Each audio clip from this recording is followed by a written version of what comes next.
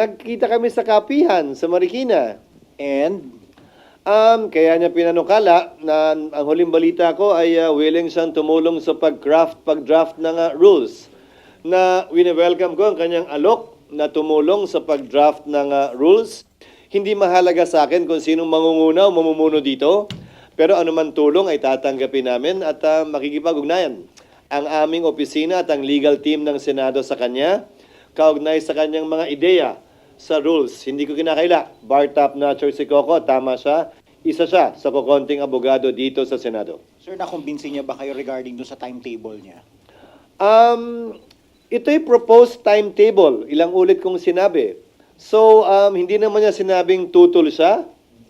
At sabi ko, ito'y pagbobotohan at pagpapasahan naman pag nag-resume ang Kongreso sa June 2. Yung rules, proposed din naman yon.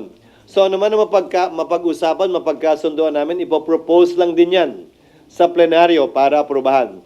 All of these are subject to the approval of the plenary as a Senate, sitting as a Senate, and by the impeachment court when it comes to the schedule.